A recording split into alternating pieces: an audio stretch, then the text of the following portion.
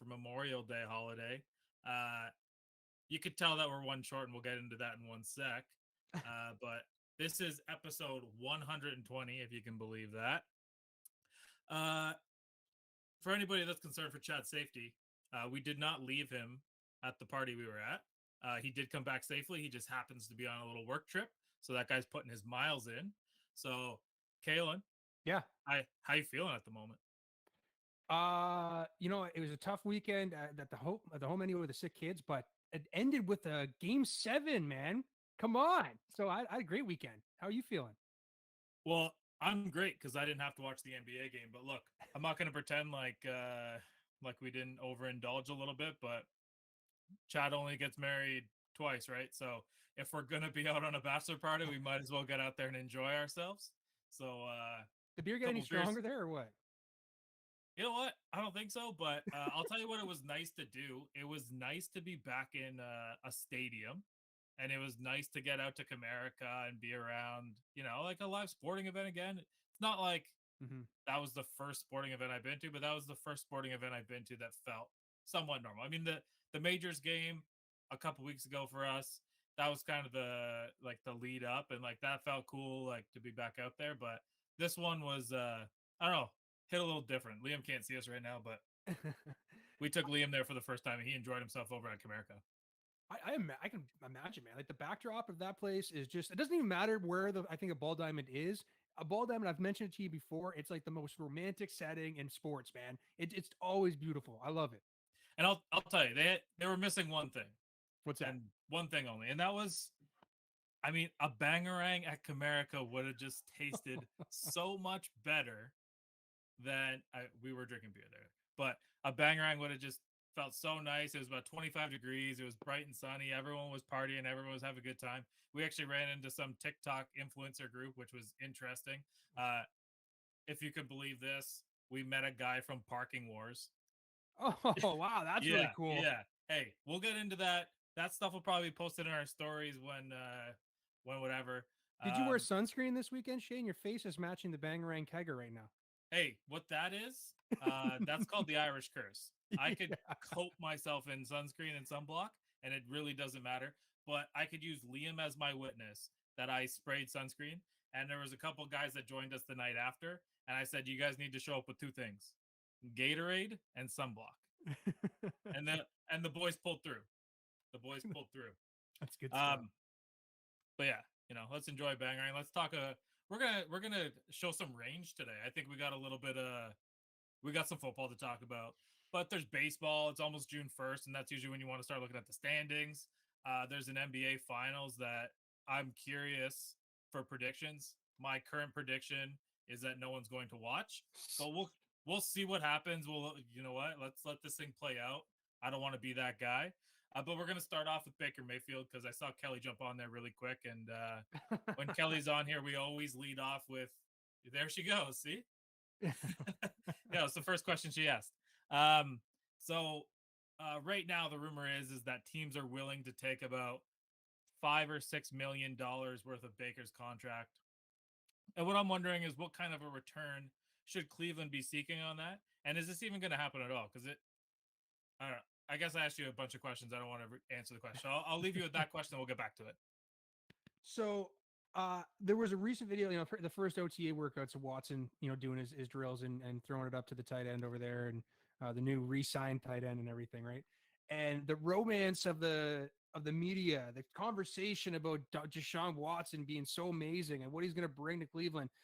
I don't know if you can go back to Baker. There was a conversation that we've talked about where maybe he stays until the suspension is done and he proves himself that way and allows him to kind of, find a team in the future that's kind of better suited for him. But I just don't think you can bring him back. I said it before. I think that it's just too broken, and he'll just hold out. Like, there's no point for him to come back. He's got really nothing to prove, nothing that's going to make him better on that team. That's going to show up more, I think, on film. He's not going to, make any naysayers disappear after 7 weeks. We've already got how many years of film on him at this point, right? Well, and that's, I mean, that's fair, but I can think of about 18 million reasons why Baker Mayfield needs to show up and just play if they want to keep him. Because who cares? Who cares if you're going to play? I mean, get yourself healthy. Obviously, he wasn't right last year. Get yourself healthy, collect your money, do what you got to do, and if they don't sign you, then you got your chance to go do your thing. Why would you want to force a trade this year? I mean, where's he going to go and start? Why would you want to force a trade this year and get another draft pick for Cleveland? I think They have simply put, they have well, no respect for you. Why would you have any respect for them? well, that's exactly it, right? I mean, we're talking about a guy who has openly talked about how rough the media and how rough the fans can be on him, even through like this process. I think he's kind of I think he's been a little bit of a more level-headed person than I thought he would have been through this whole thing. Um, can he face the Cleveland fan base? Can he face the dog pound and sit on the bench? Is he going to get cheered on, or is he going to get booed regardless of what jersey he wears there? I don't think that he's going to get any cheers. There's just not much left in Cleveland that even cares about Baker at this point. He's such an afterthought that that's why I think there's no reason for him to want to go there. You want to enjoy where you're working, regardless if it's for 25 million or for $15 million, which is regardless if he leaves, he's probably going to get paid that somewhere. So I just don't think the dog pound is for him. Why would you want to spend 10 to 17 games there getting shredded all the time, and the media every week? Well, look, I got to tell you, I mean, I enjoy the place that I work. But if somebody offered me $25 million to go work at a place that I hated, I would take it. It's not like no discussion. It's done. I'll take it. Yeah, I mean, but it's kind of relative. It's the guy that's collected, money close to that year after year. Maybe he's over it. I know it's not 25 million. He's collected like 13, $14 million in the last year, and now he's gonna be collecting the 25 million. But it's just relative, I feel. Maybe he's done with it. He doesn't want to be around that no more. Yeah. Okay. So our number one top fan, Kelly, is saying Tennessee, Pittsburgh, or Dallas. I could pretty safely rule out Pittsburgh. Uh, I know everybody wanted to draw that connection, and I understand, but they have went ahead and drafted Kenny Pickett, so there wouldn't be any point for Baker to go there because he's not the long-term starter. The short-term bridge quarterback is going to be Trubisky, and Mason Rudolph's probably going to get cut, and they're going to keep that kid from South Dakota State that they drafted. That's just my opinion. I don't know if you think that he fits with Tennessee, Kalen. They don't have the money for him, unfortunately. I mean, it'd be nice to have a guy Well, like that. what But about $4 or $5 million? Like, do they have that? no, we don't even have that right now. We're hinging on this June 9th to come so the Julio money comes off so we can even sign some of our draft picks right now. So it just isn't there. If we were to cut Tannehill, we were losing, $12 million more off the books than it would be to inherit the 25 million it is Baker could bring. So it just isn't there right now. Dallas, I mean, he, he's kind of like a broken Dak. But I still come back. There's still this rumor. Obviously, there's two teams or multiple teams that are out there kind of nitpicking and having an idea with or having a conversation with Cleveland. I still think it's Seattle. I mean, it's the obvious pick. Are you seriously telling me it's Drew frigging Lock or Geno Smith? That's what you're going into this season with? You're obviously throwing in the towel at this point for Pete's career. I mean, there's no way he comes back after a year like that with those two quarterbacks. So I think that's the team that maybe kind of push in Cleveland to eat more money. They're a team that just gave up a lot of money from a quarterback they weren't willing to pay. So why would they want to give it to somebody like Baker? So, and they need to fix places. There's some, some of their other pieces. They need to fix their defense. Their offensive line has been a joke for a decade. And, for 20 years before that, Seattle was known for having a great offensive line. So they have a lot of things they need to fix. Having DK there, if I'm Baker, get to go to Seattle, get to have we're kind of topsy-turvy on whether or not they really do have a good atmosphere there, or what do we call it there? What's the word that we used before for them? For Pete, culture, whether or not they have a good culture there. We're kind of wishy-washy on that because a lot of vets kind of leave there. But if I'm Baker and I'm like, well, I've heard they're a good culture. It's on the West Coast. I'm as far away from Cleveland as possible, and I got DK. Maybe I want to go there, right? And we come back to the tight end. Noah Fant is a good tight end, and that's going to be your quarterback's best friend. And despite his phone plan not letting him get the call, Kenneth Walker is going to be a hell of a running back in the NFL. And as a second round pick, I don't know if you saw that. I did. Yeah, do you think they were worried this was going to be he doesn't even want to play for us? Is he going to ask for a trade right after? He was second round pick or third round pick? Second round pick. That'd be crazy for a second round pick to demand a way out, eh? Hey, I mean, 50 plus missed phone calls is pretty wild to think. Yeah. I think you might have offended Kelly. It's Memorial Day weekend, Kalen. Be nice, all right? What did I say? What did I say? I think that you called Baker broken. Oh, Um, well, he is. or maybe, yeah, you either called Baker broken or Dak Prescott broken. Oh, I But said he. Oh, I hey, said he's a broken Dak Prescott. I did say that. yeah. So be nice, all right? She's out there. She's trying to do what she can. All right, we didn't offend her. That's good to know. I will tell you one thing, Kelly. We were out there watching Oklahoma slow pitch on ESPN while we were waiting for the Tigers game. So shout out to the Sooner slow pitch. Kelly's former alum. All right, well, let's stay on football for a second. Let's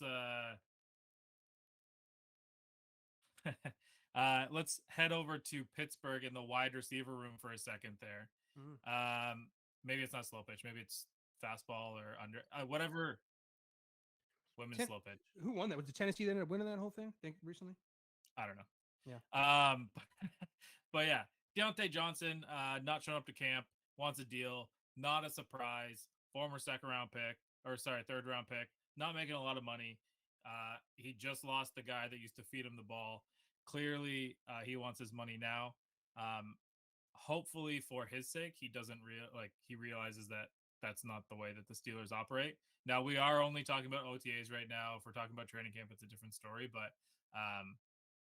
famous Steelers like Troy Polamalu never went to OTAs. So I wouldn't say where there's smoke, there's fire. But right now, he is after a new deal.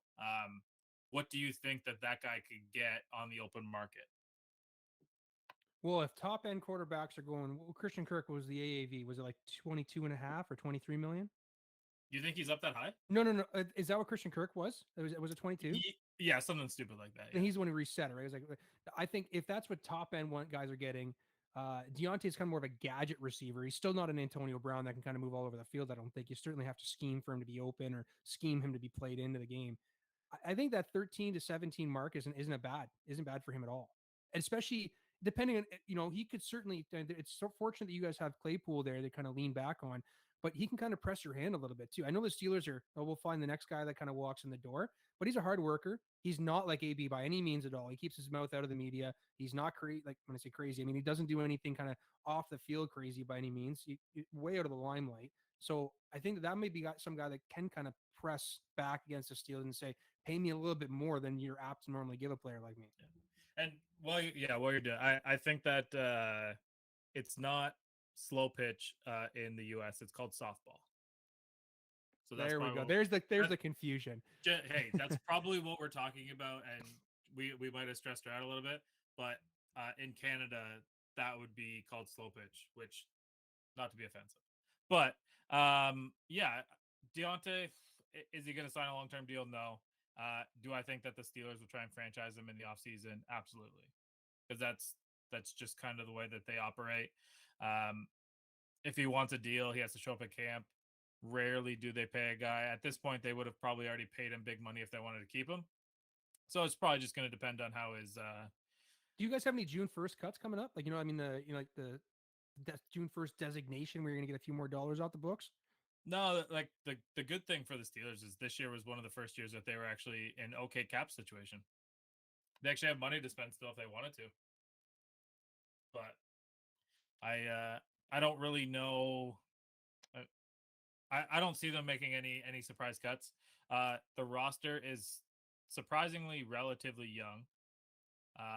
If there was a surprise move that came down the pipe and was before or towards the end of training camp, I would say like they might trade Devin Bush, but that's that might be like the super hot take right now. We'll see how she goes there. But while we're talking about hot stuff, I'm going to talk about the wagon ride just for a second here with our friends over at Coolbet Canada. And we got one for you tonight, too, because we have a Game 7, Carolina Hurricanes, New York Rangers. Ugh. It seems like the home team has won all of these games, and you just kind of follow it around and see where we're going. But I don't know. I watched the Rangers play in a Game 7, and I watched them kind of grit it out. I think this is Sabanajad again, and I think this is the Rangers taking it home at plus 131. So we'd be looking at the Rangers and the Bolts for the West. I think that's the better series. I think it's a more entertaining series. I think that's what the NHL wants because that means that there's goals that will be scored and two pretty entertaining goalies. So if you were an And NHL A New executive, York team is involved in it. right? An If you're an original six. NHL executive, you're looking at you have a Canadian team in Edmonton. You have one of the most exciting players in hockey in Colorado, and you got the Bolts who have won the last two, and now Madison Square Gardens for an Eastern Conference final. I think that's pretty much all you can ask for. Nothing against the good folks in Raleigh, North Carolina there, but I don't think that there's a whole lot of news crews lining up to go to that barn. Was it McKinnon you were referring to there as like the most like talented player? I said one of the most talented players, yeah. Oh, okay. You didn't want to mention like Connor in that one too. That's the Well, crazy hey, series I, there. I think it's pretty safe to say like Connor McDavid is the guy right now. I mean, he's Mhm. probably the best player in hockey or most skilled player in hockey. I mean, people can draw the Matthews comparison, but most of them are playing golf right now, so I wouldn't be too concerned about that. I saw a post the other day, and now that you've mentioned the most skilled, somebody had said that he is the most skilled athlete of all time in any sport. Period. Thoughts? You might have to say it, Hmm. right? The agility, the balance to be on skates, the hand-eye coordination to have the small puck is just as tough. I'm not just as tough, but it's difficult to read a ball coming on a 95-mile-an-hour down this to I don't know, man. You could say that Connor may be the most athletic, most talented person in any sport, all comparative. That's crazy. Well, yeah, I don't know. It's interesting to even think about because you want to draw a comparison to a guy like Kyler Murray. So Kyler Murray hasn't had the impact on the game the way that Connor McDavid has, but isn't what he's doing just as skilled or more skilled because he's running away from more guys? Or I mean, do you draw because Connor's going right into the fire that he is the better athlete or the more athletic guy towards his sport? I think that the cancel outs, right? If we talk about like, well, Connor's fast and Kyler's fast, right? Yeah. Well, Kyler throws a really fast ball and Connor has a really good slap shot. But then he's also got like the wrist shot. And then again, that the hand eye of moving the puck around and in between people and the agility to, I don't know. I think you put it on skates. I think that just makes it, they just have that upper, you have to cancel out skates, unfortunately, because every other sport you're on your feet, right? It's pretty easy Uh, to stay on your balance on your feet unless you've had a few. all right. Well, let me ask you this. Could Connor McDavid score a goal if Aaron Donald was right behind him? I don't know. Like the chase down, that would be pretty intense, right? And they could still be on skates. So I mean, Aaron Donald on skates, not a little guy. So he I don't think he knows how to stop. So like I think that I wouldn't that want would to be get in more between him and concerning. the Yeah, boards. Oh my I would be god. yeah. That's life threatening. Yeah. It'd be way worse than that Nazem Kadri run the other day. Yeah. Well, yeah, and that was a tough one. And you know what? Like, no matter we can all say that's a dirty play. No matter how dirty of a play that is, he doesn't deserve what he's getting right now. Oh no, not at all. Yeah, and I mean the guy, he's a local guy, so we hope that everything's all right with him. And out of those, I mean, do you agree with me on the Rangers? By the way, that's our I, wagon ride from Cool Bet. Double your first deposit with that going for 2 promo code. listen, Shane, I'll ride that with you only because you're my boy. But as a Devils fan, like I hate them as like they're number two in my team's hated list here. It's the Colts and That's the stealing. Rangers. Yeah, I cannot cheer for the Rags, man. It doesn't work for me. The Blue Rags, it is no joke. I'll cheer for the Islanders before I'll cheer for the Rags. All right, well, Islanders went home early tonight, so they didn't even get in the dance. Yeah. All right, well, let's take a little circle back to our main sport of choice, and that's football.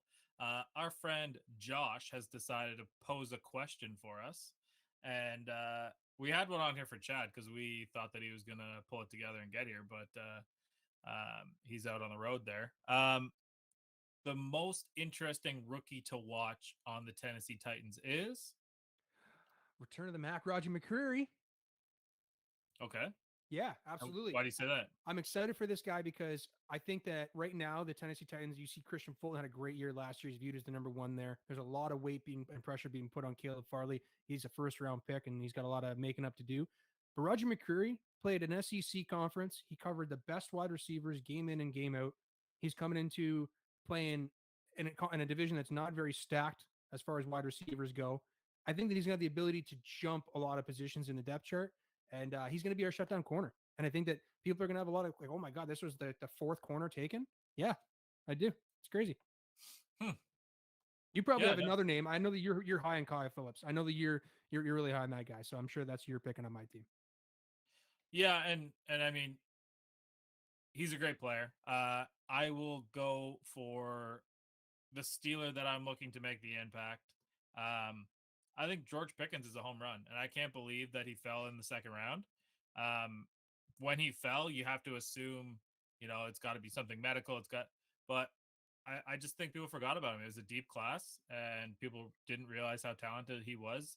Everybody wanted the Ohio State guys and the Alabama guys, and we can't forget about the guy that played for the national championship Georgia Bulldogs and made a pretty big play in that game to kind of spark the offense up. So It's all about I like apparently how bad he or how he takes coaching or something, right? Was how what I was reading.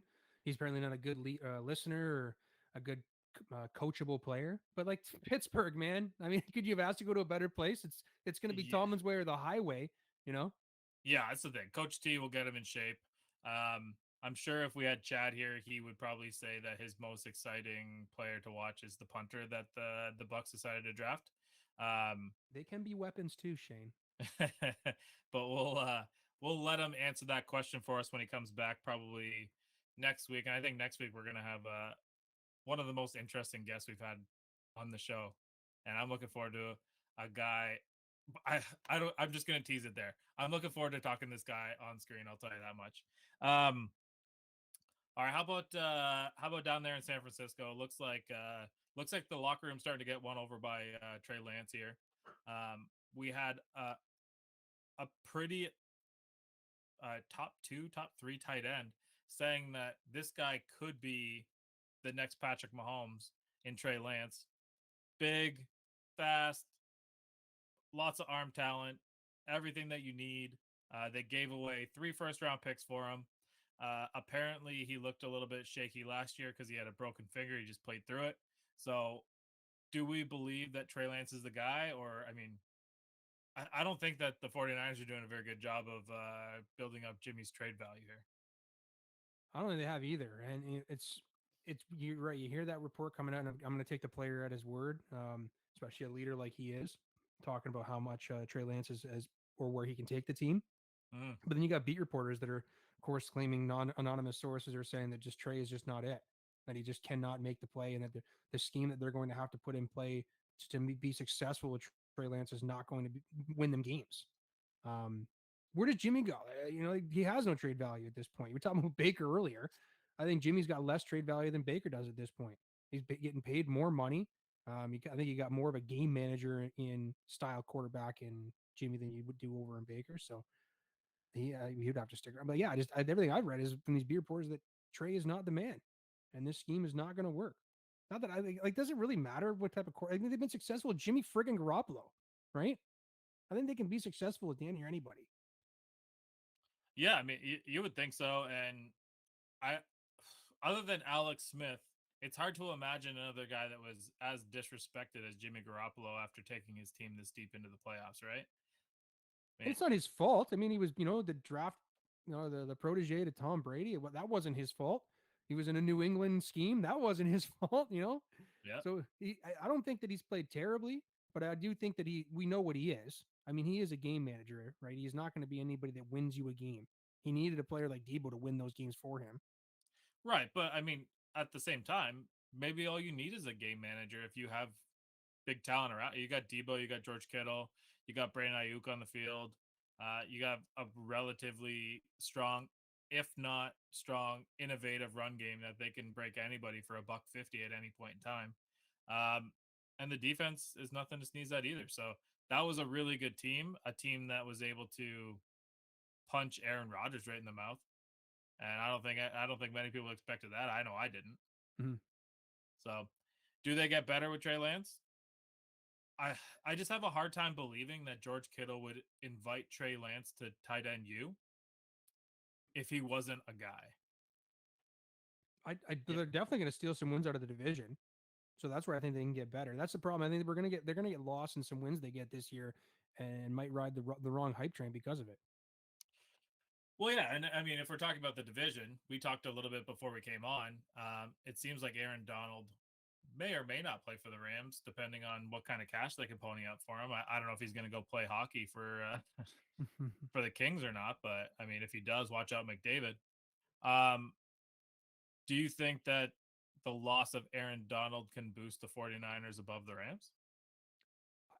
This is the guy who was the number one ranked player by his peers for multiple seasons in a row, like on the top 100, right? Like a defensive tackle end that he gets some sacks, but they're not like the the Von Miller flashy edge rushing type sacks, right? He just Right. manhandles double teams all the time, and he gets triple teamed even a lot, right? But this is a guy. Like, of course, I think that it puts a team like San Francisco, who's right now little brother to the Rams, it certainly elevates their game. I mean, the wrecking crew that Aaron Donald is on his own. What do you replace that with? I mean, surely you're going to get 15 million back if he decides to retire and get that back at the books. That's what, two rotational defensive linemen, Yeah, right? and if you're lucky, like I mean, Yeah, who's still out there and who's still around? But you know that division one that we walked into last year, saying this is probably the toughest division in football. Now you start to see a couple cracks. Russell Wilson's out of there, uh, potentially. I honestly think that Aaron Donald will play for the Rams. I don't see any reason for him leaving. but I But do see that the Rams were planning in case of, like what do you have to do if your pressure and your front seven or your front four can't get there anymore? What do you have to do? You have to improve the secondary. And they went and they certainly upgraded secondary. They traded right, for a player that they had in their system before. They knew really well. They brought him back. They've drafted a player. They got youth, right? I think that the writing is on the wall. They're prepared for it one way or another. If Aaron wants to leave, that's cool. We've got the extra DBs now to pick up the slack and go in more into coverage if we need to. But if you want to stick around, man, let's run it back. well, there's one thing about Aaron Donald that I'm a little bit concerned about, and it's the fact that he has signed with Kanye West, because that's not a guy that's necessarily a Did he strong really? I decision didn't even maker. know that. Yeah, yeah. Was he like is on his label? Is he rapping for him? Or is he wearing his clothing or what? No, I think Kanye West has some kind of like sports marketing or sports agency that he's got going on right now. Um, Jeez. but yeah, yeah, it seems like that's the direction he's going. So, um, other guys that have notably been seen around Kanye West in the sporting world, Antonio Brown, another guy that didn't necessarily make the right choices on his way out the door. Yeah. So, um, but I would rather be Aaron Donald than Justin Fields, who apparently has quite a bit of confidence in this Bears offense. Why? I'm just glad someone does. Honestly, I mean, if you're a Bears fan, you're looking around the room right now and you're wondering, well, all right, at least our quarterback is interested. Not sure who he's going to throw it to. Not sure who's going to run it, but um, It's one of the worst offenses in the NFL, playing on worst one of the worst fields in the NFL. Like worst this team. is going nowhere fast. Yeah, yeah, it's horrible. Um, and but I don't have a lot of good things to say about the Bears. Not a lot of great things. I guess they drafted in our most recent quarterback, so appreciate you for letting him go. Um, but as we talk about shitty teams and the teams that are going to, oh, they were bad last year. Who is going to be able to vault themselves up and be a little bit better this year? I'm going to lay out some teams for you, and I want to know if any of these teams have a playoff shot, and just pick one, unless you have more than one, that might actually win the division here. Ravens, Jaguars, Broncos, Jets, Lions, Panthers, Seahawks, Giants. Any Holy of these Hannah. guys have an opportunity to go from last to a playoff spot or last to winning the division? Yeah, the Ravens, I think, certainly have a shot to still win the division. You're not going to like me hearing that, saying that, but I think this is still a down year. That this may be, one of those 500 or 9-8 seasons for you guys, or whatever it may be, which is still successful. For where you guys are. Your defense is good, but your offense has got some question marks on it. But I think that the Ravens made some upgrades. They upgrade. We talked about secondary. We just talked about that. They've upgraded their secondary. Their defense isn't going to be as hobbled, hopefully, injury wise this season. They did lose their number one wide receiver, which I don't even think he really was their number one. And I don't think they need him to be successful, right? Bateman can still do a lot for them. And they still certainly have the tight ends there and the running backs to make it work too. I'm not willing to count them out of that division. I just think that Cincinnati could come in riding too much of a high. And then Cleveland, They don't even know a quarterback they've got right now, really, for the next 10 to 17 weeks. And like I said, I think this is just a season where maybe a down year, where maybe a 500 or a 9-7 or a 9-8 season for you guys just doesn't get you yet, unfortunately. Hey, I mean, 9-8 season keeps the streak alive. Yeah, not necessarily saying the Ravens are going to be that team, but yeah, I mean, I understand their history has been that they don't stay on the bottom for long. Um, but I'm gonna say the team that made one of the most significant moves in the offseason is the Broncos. And as much as the Broncos are not in a very easy division there, that's No. a murderer's row. Yeah.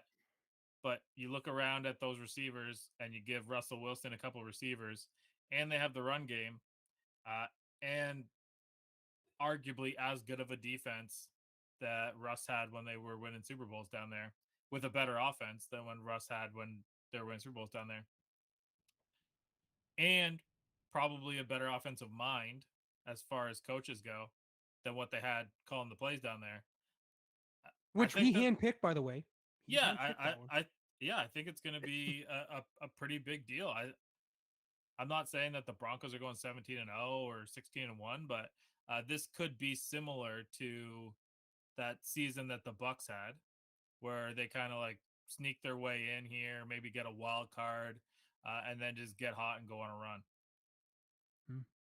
Okay. But, hey, But it's really gutty of you to be picking a team out of the AFC West, man. well, you look around and you see. I mean, there's no way that the Lions, Panthers, or Seahawks are doing anything. I can't imagine the Giants. You know, I wouldn't pick the Ravens, and the other team was the Jaguars. I mean, it was pretty much process of elimination for me. But It's crazy the Giants have like the seventh or eighth least amount of cap room in the league. Think who's on that roster, Shane? Go ahead and name them to yeah, me. You can't. I have no idea. That's right. It's absolutely insane. I will say of that list, a team that's probably going to surprise people this year will be the Jets. Oh, And surprise you could just be 7-10, but I think that that would still surprise a lot of people if they're like, couldn't you see the Jets starting 5-2 and then finishing 7-10? I think really highly of the Jets. I think their offense is going to do a lot of good things for them. On that list, I think that's exactly the same reason why I fall in line with the Lions. I think they're a team that, like, maybe again, they're not going to make waves and suddenly win a wild card or something like that. But I do think that if they get 7 wins or 8 wins, that's a successful season for Detroit. It might be the most successful season they've had in So they've years. had for a long time. Yeah. Yeah, I mean Stafford had 11 wins a couple times, but How ruthless is that commercial he's in, eh? Where he talks about I switching cell phone providers? I love it. That's so Yeah, bad. you gotta love the fact that he's willing to make that joke, and the media's not ripping him for it. So hey, we're all about it. Mm-hmm, mm-hmm. I'm sure when we get a little bit closer this season, more people are going to see that. More people are going to want to spark that up. But as we, OTAs are kind of wrapping up here, and till that, like I mean, we're going to have training camp, but we're going to just run through a couple starter situations. I'm going to give you two guys. You can name who you think the starter might be, and we'll start with Atlanta. So Marcus Mariota or Desmond Ritter, week one starter. Mariota. Yeah. I Mariota, know, yeah. I know that Ritter said he was coming for the throne, but it's not happening this time soon. Yeah, I mean the Ritter thing seems like something that happens midway through the season, barring an injury. But I even think if there was an injury in training camp, they're not going to throw Ritter to the wolves like that. Yeah, I really do think Arthur Smith and Mariota, they have a little bit more of a connection, like, being from Tennessee and everything in the past. I think he's going to let Mariota, have that year to prove himself and maybe make another contract for himself, right? Right, and yeah, see what comes out of it. I mean, Mariota, he's probably just happy to be there. He's happy to be invited to the party. Yeah. He wasn't that bad in Tennessee. Man, I think they're actually going to be a pretty good team too offensively. Like, Mariota is good with a tight end. Delaney Walker and him, Jonnu Smith and him, they were connected. You got Kyle Pitts, who I think he actually as a lined up outside wide receiver last year. I know as a tight end, but as an outside receiver, I think he had the most yards per reception. I think I was reading that, or in the top 3. he's a tight end. So this is like Marcus Colston-esque, right? You just throw the ball up to him and he's going to catch it. And the difference between Colston and Pitts is that Pitts is going to be able to take off the 100-meter dash too at the same time, right? Incredibly quick. So I'm not Right. willing to count out. Do we know how long Hardy's out for? Is it the full season or is it like 10 games? I'm not sure, but I mean, I think with Drake London, they're not going to have any issues because Yeah, there's a lot of offense there, and I think he's accurate. Mariota is accurate when given the opportunity, and being in a dome and knowing Arthur Smith's offense, I think they can do a lot of good things. I see a lot of similar stuff you saw in Tennessee. yeah, and I'm not concerned, but here comes a heavyweight battle. Okay, Ooh, we have Geno Smith oh versus god, Drew Lock, Week 1 starter. this is what you throw on me. Did you write that down like right after I made fun of them 10 minutes ago? No, this was on here before. You just happened to nail it. Jeez. Can I pick neither? I come You back to the can. Baker. I come back to the Baker thing. I still All think that they're right. the dark horse for Baker. So I say neither. Week 1. We got 4 months left of the season. Okay, so your right-in vote is for Baker. Uh, I don't know why, but I have a weird feeling it's going to be Geno Smith. Oh, how ugly is that? Like, what has he done on film that provides a starting quarterback or starting caliber quarterback? So he hasn't been injured as much as Locke, Yeah. so he's going to be a little bit more durable. Uh, and he's been around the offense a little bit longer, so he's going to know what to do. I don't know. That's why like Geno Smith was playing for Seattle last year, right? So it's not, and he started a few games in Russell Wilson's absence. That could be something that's held against him, but I don't think that it's going to be held against. I think he's going to beat out Locke, and Locke can Jeez, end up he's been in the walking in. league that long, eh? Since Yeah, 2013. yeah. I mean, Geno Smith would have been, where did he play? He was West Virginia. Yeah. Yeah. So he might have been on a team with Pat McAfee if it goes back that far. I can't remember, but all right. Now we got a running back one, and then we're gonna finish this one off with the quarterback battle that is on everyone's mind, even though I don't think it's much of a battle. Um, Now our friend Josh has given us three names for this one. So we are looking at Devin Singletary, Zach Moss, or James Cook. Who's the week 1 starter? Uh, Devin Singletary, James Cook, or Zach Moss. Yeah.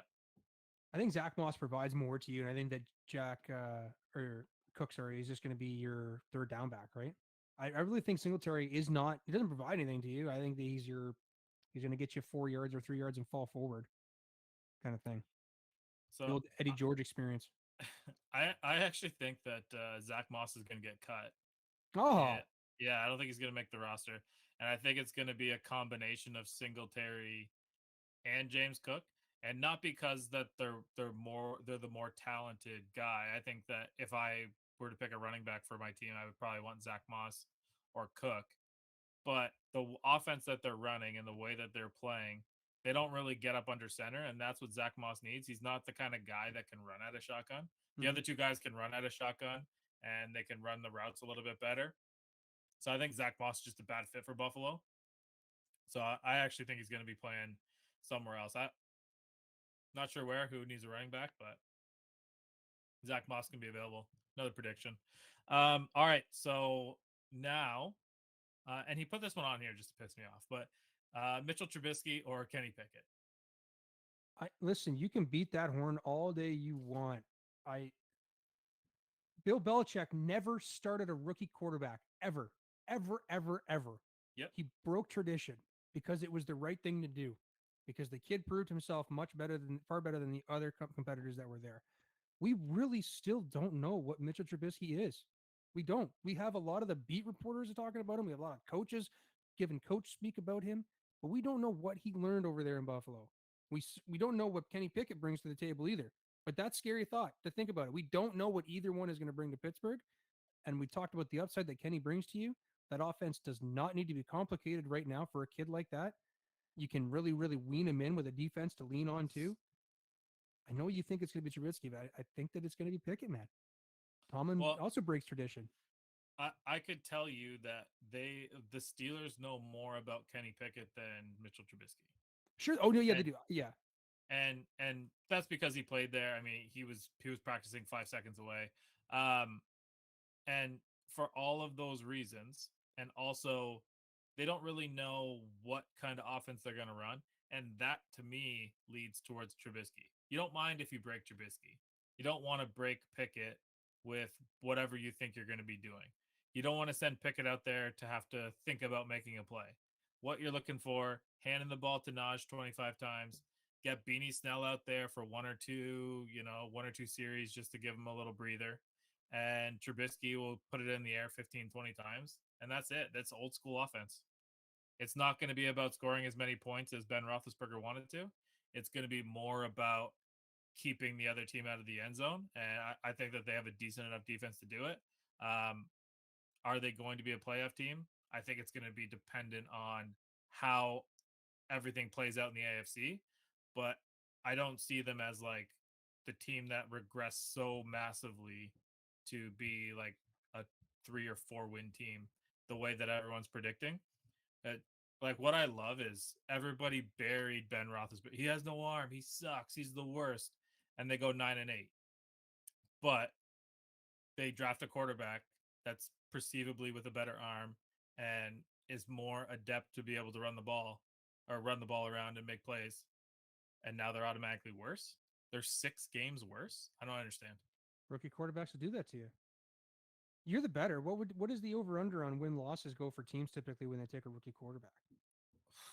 Well, last year Or if they start a for rookie, sorry, going not when they take one, but like when they're announced as the week one starter, what is their win loss adjust? I would imagine that if your team was a 9 and you announce a week one rookie starter, you probably go to a 7.5. And maybe that's dependent on your roster, but I mean, I tend to remember New England not really having that high win total, and I mean, we'll see, right? I'm just not. I don't know. I'm not convinced that the Steelers are ready to pack it in and start Pickett. Trubisky turned down. He turned down more money to be I don't know, compete for a job with a coach that he knew to go to Pittsburgh because he thought the opportunity was better. So that's why I would stick with him week one. I think he's the week one starter. I think that he starts the whole year. Uh, wouldn't be surprised if he wins a playoff game. But, if we were talking about next year, I would say next year Pickett's the starter. And Trubisky moves on to, I don't know, maybe Seattle or Carolina. One of the, or maybe he goes back to the Giants. They were offering him more money to begin with anyway. All right. About 10 or so more minutes left. Hockey game starting in 3 minutes. If you haven't got your Rangers bet in, you should probably go do that right now. Defense wins championships in the NFL. This is me just reading Kelly's thing. But you got to score points too. So, yeah, I hear you. Definitely got to score points.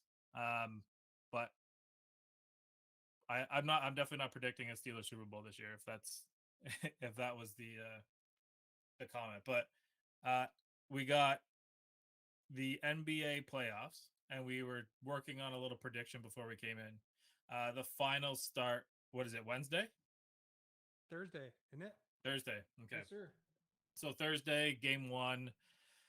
Um, can the Celtics compete with Golden State? Yeah, I think there's only two teams in the East that could compete with Golden State right now, and that's a healthy Milwaukee Bucks. Unfortunately, they weren't healthy to get to the finals, Mm-hmm. and the Celtics. We talked about before the best defensive team in the NBA coming to the play. Well, they Shane, they were in 11th place. They coming in midway point through January to where they come to second place, and they have not let off any steam coming through the playoffs either. Have they had a couple of games where they've definitely had some hiccups? Sure, that happens. Yeah, you're playing some pretty friggin' good teams. Like the run that they have made, Brooklyn. I know they didn't have, Brooklyn has a lot of question marks leading into that playoff as it was. They're still a very, very talented team and arguably have one of the best, if not the best, basketball player in the world on them, and KD. And you followed it up playing against Milwaukee. I don't care that Milwaukee was down a player. They still had two very, very good, talented players, and Giannis is nothing to sneeze at. That guy can single-handedly take over many, many teams. Right. Right. And then you have Miami, who's the number one seed. They won in Cokeland, baby. Like that doesn't happen very often. You do not win in Miami very often, right? If it wasn't, and that being said, I mean, Butler, thank you. It's Butler's fault for trying that 3-point for the dagger for the win when you really could have just charged up against Horford and potentially got an and one anyway. So thank you for giving us that win, right? We we I don't agree with a lot Stephen A. Smith has to say, but he said something 2 days ago or 3 days ago, and this is prior going into Game 6 when he called the Celtics to win Game 6. But he said they switch everything. Somebody is always in your face. I have a group chat that I'm in where they talk about the pick and roll and how much they hate that, or the screen game and how much they hate that. Why don't you just switch? Why do you get caught up and just switch? And the argument, why are you going to let a small play on a big? Well, Marcus Smart will do it this series. You'll see what Marcus Smart will do against Draymond Green. It's going to be two of the biggest complainers in the NBA. Our boy Cody would say, the Smart flops. He certainly flops, but Draymond's the bigger complainer for sure. But you will see what Marcus Smart can do against those big guards they've got down in Golden State. Is it going to be a shootout? I do think that it's going to each team's probably going to have to break 100 points. It's not going to be the defensive struggle that the East has been so far that the Celtics have had coming into this game. But I still think the Celtics should win this series in 7-2. They've got a lot coming into this series, and they've proven even more through the playoffs. I can't remember, Danny Green.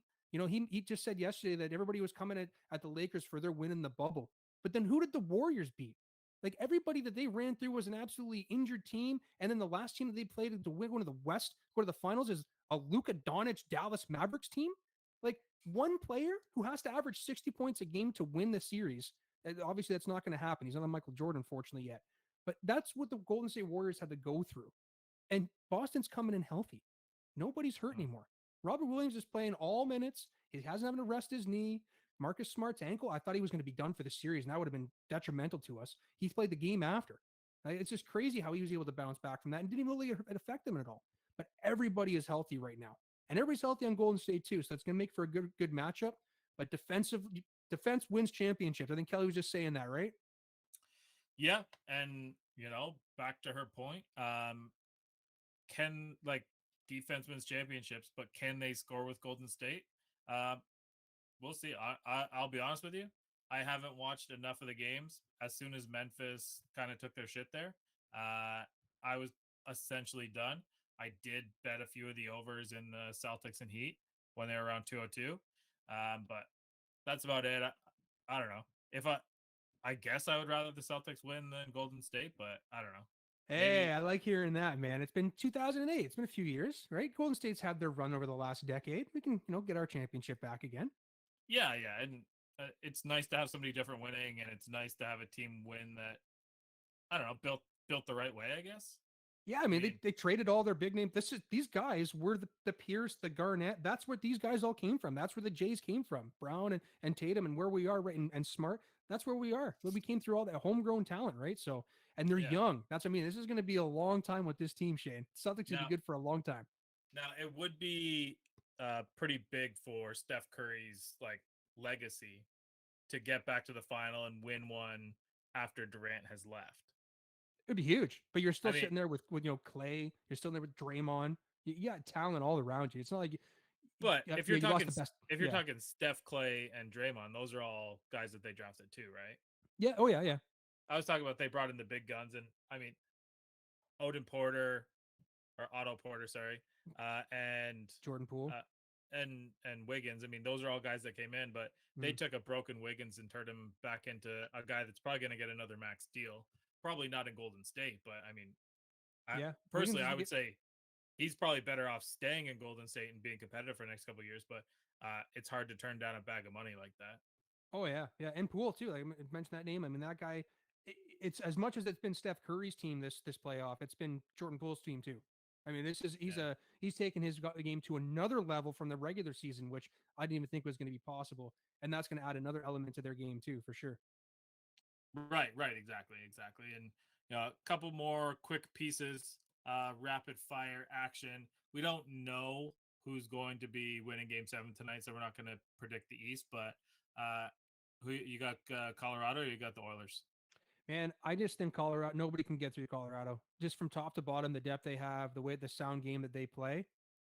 I like the Oilers, but there's a lot that's got to go their way for them to win, and that's scoring like 8-9 goals a game. Right. Yeah, and I think that it would be a nice story to get Edmonton in there. The one that probably is going to be the most viewed would be, well, in my opinion, I would say Edmonton and uh, the Rangers would be a Stanley Cup that I think the NHL would be pretty happy about. I think the ratings would be good on it, but I think that the NHL is probably pretty happy with the ratings in general. It seems like TNT and ESPN are doing a pretty good job of getting themselves on here. And in my opinion, I said it to you earlier, I think that the popularity and it being on those big American networks is probably pulling a little bit of the viewership away from the NBA. Yeah. Well, and I mentioned to you CBC. It's pulling it away from CBC too. TNT has done a great job. I'll admit, when it first came on, I was like, "This, I'm not watching this hockey. Are you kidding me?" And then they kind of got their groove on. They kind of understood how the hat or the intermission shows should go, and they kind of got their segments. And Paul Bessonette is a fantastic analyst to listen to. So CBC's got to step their game up pretty big too. Yeah. They're maybe a little bit too conservative, a little bit too boring. I think that TNT and ESPN, like these guys are taking chances and they're being a little bit more organic, a little bit more natural. I'm not sure that people want to listen to Elliot Friedman talk anymore, but you know what? That's just one guy's opinion. Now, I know Yeah. one last quick question before we get off of the Edmonton series here. Do you think that Kane is as dominant in this series as he's been in every other one? Because I think that that's what's got to tick, right? Yeah. Yeah. I think that he will be. When it comes down to it, like the head-to-head matchup is McKinnon and McDavid, and now I don't think that they're going to match those lines up too much. Mm-hmm. But those are the two guys that people's eyes are going to be drawn to. Which one's going to score more goals? Which one's going to get more points? But yeah, they're going to forget about guys like Kane, and you know, Kadri might have an impact in the series too. So we'll see if there's anything that they can figure out. And Kevin, did you freeze? I'm good. I'm here. Oh, okay. Sorry, I thought you froze. I think that Kane has been the instigator, and he, like I mentioned, he's got to be the one that ticks for them to kind of win a series. It seems like, of course, Connor McDavid has got the most points in the playoffs, right? But Kane has got the most goals, I think, right now. And he was rather emotional in that Battle of Alberta, and I don't think he's gonna be able to punch anybody in the mouth like he did over in Calgary, in Colorado. All those players in Colorado can punch back, so I think that they're gonna get him on the emotional side, get him in the box quite a bit, and Yeah, we're gonna see some pretty talented power play come out of Colorado, man. and it's going to come down to goaltending, which neither one has a good one. So I would expect a lot of overs, and that's why it's going to be exciting to watch. I'll tell you, things that have not been hitting over are Blue Jays games, and I say that a day after the wild 21 run game that they just had in Anaheim, and they just swept Anaheim, and it looks like the Jays are getting hot, and we're getting close to June 1st, and that's when I always tell you June 1st is when it's appropriate to look at baseball standings because, Rather convenient for you. They're coming into a 5-game win stretch around June 1st. well, hey, and that's what you want to be. You want to be right around that spot, and I think I've said that to you forever. Is you want to get at least 50, 60 games under the belt before you start looking at it, and I think if you're a Jays fan, you look at it, you think, well, 27 and 20 isn't too bad. I don't really disagree. It's not that bad. I think the expectation that everyone had going into the season was that they were going to be 162 and 0. Now, not come on, like I mean, it's baseball. The Blue Jays are in a decent spot. I think that the holes are pretty evident that they have. A guy like Barrios, who they thought was going to be the ace, hasn't pitched like an ace, but he's been getting better every start. It seems like his the balls that are getting hit off him are just getting hit too hard, and he's not missing the bats that he was missing. So that's something they could probably work out. The starting pitching has been decent. The bullpen has been wishy washy at times. But the bigger concern is supposed to be this is a team of offense. The average baseball team in the month of May scored 100 runs. There was a few teams that got up into the 120s. If I had to tell you how many runs the Blue Jays scored in May, uh, what do you think? What do you think it'd be? 105. 76. Oh, They scored 76 runs in May, yeah, that's and not going that to will win be many games. yeah, and that's going to be the thing that should be concerning. Um, Naturally, you can turn it around. Baseball in general seems like there's been a complete correction from April where home runs were down to like zero point 0.7 home runs per game. Right now, it's up to like 1.2 home runs per game. So the offense is starting to come back. So they must be using the 2022 balls now. They've run through Oh, the supply of the 2021. Absolutely. They tested it. Bastards. Yeah. I can't They believe they mess with the game like that so interchangeably. they just don't admit to it, and then no one gets mad. But uh, other than Blue Jays baseball, I know that once the Celtics series is over, you're going to be a little bit more dialed into Red Sox baseball. But it seems like the Red Sox are starting to do what what they should have done all year, and this seems to be a Red Sox trend nowadays.